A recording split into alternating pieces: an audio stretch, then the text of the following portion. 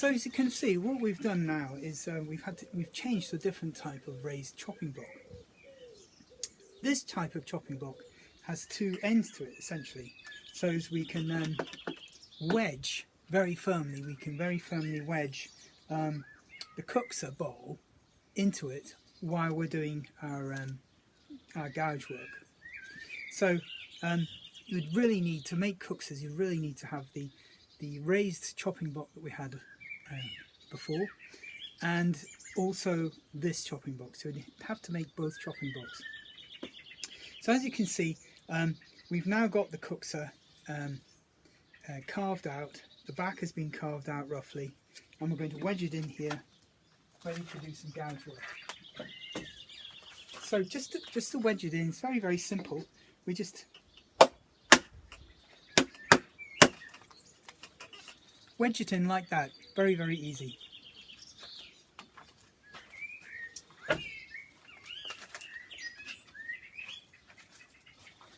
Now, before we start, what we're going to do is just very quickly, God, the rain's been terrible today, is just quickly draw about ½ centimetre line, just ½ centimetre in from the main mark for the external edge of the Kuksa bowl, and we just mark it all the way around.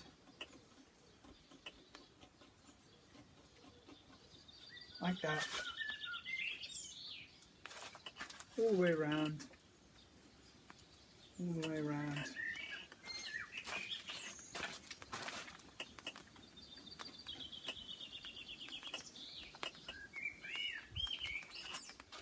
So as we have an inner line now, which is essentially going to be our guide mark for the gouge work.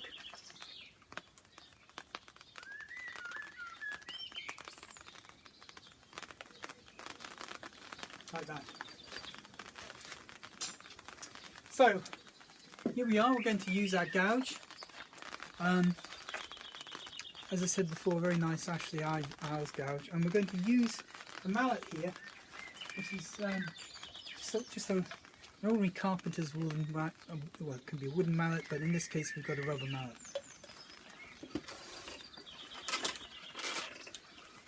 So basically what we're going to do is we're going to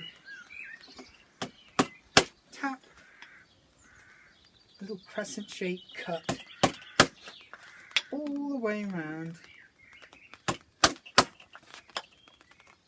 following exactly the line we've created on the inside of the kuksa.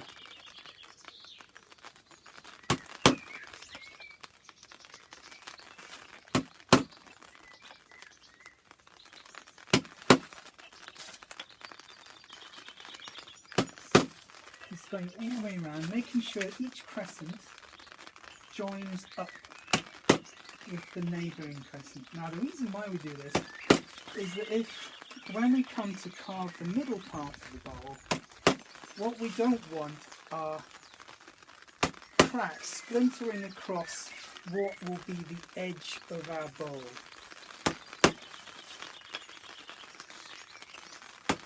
Just like that. There we go.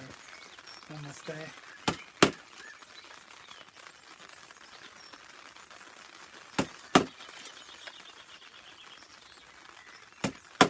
Like that.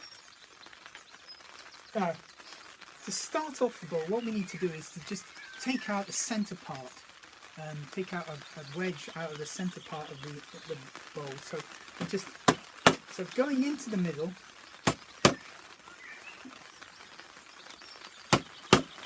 we'll do a smaller flower-shaped set of crescents, as it were. Like this, like that, again joining up. If there's any slackening off of there, just make sure it's solid. And so some nice hard taps now needed to just dislodge this centre part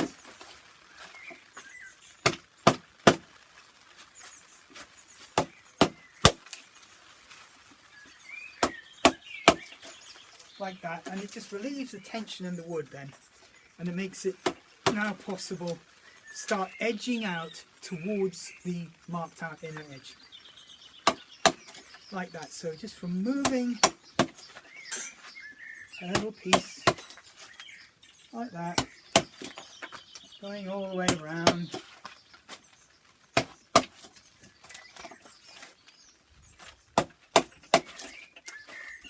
We're just edging our way up to our inner marking point. Just doing a dance around the chopping block.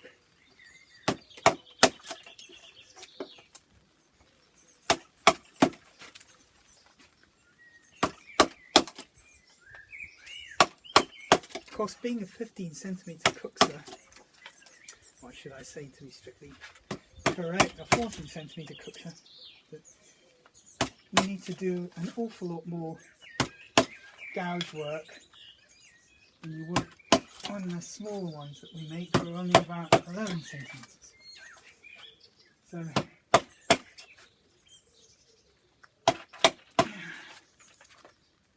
slowly, almost up there, almost at the initial marks now.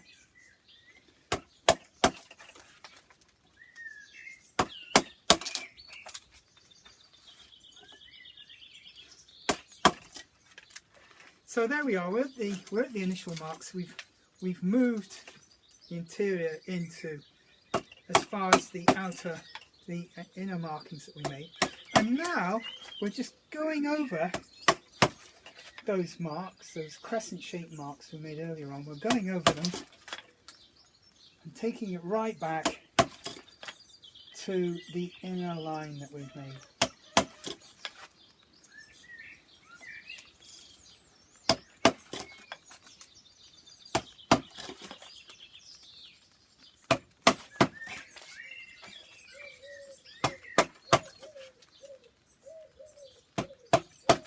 Being very careful to make sure we don't go over our line.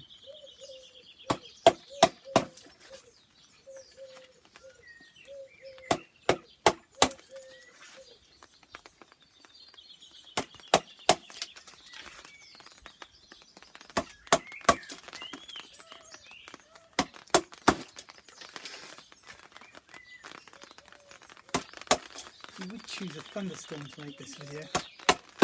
But a woodsman or woodwoman's work can't always stop for the weather, especially if you've got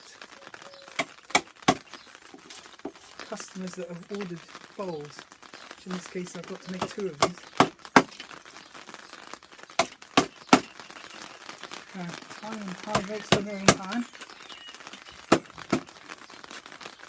So what I'm now doing is I'm going back into the centre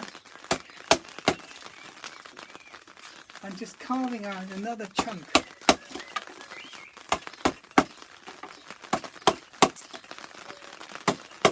And then white, making that larger again.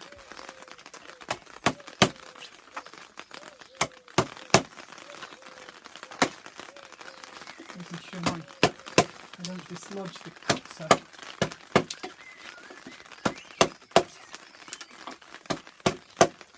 This is the ultimate green gem, I can assure you.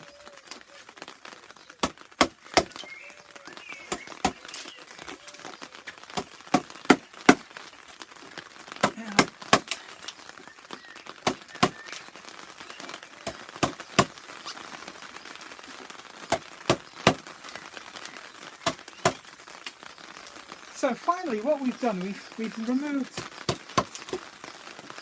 a nice shape out of the middle of our bowl now. Let's see if we can tilt that so you can see. So as you can see, we've carved out the centre part of the bowl now, and very, very shallow. We haven't really just about started. But what I'll do is I'll do a bit more and I'll come back and you can see where we've got to.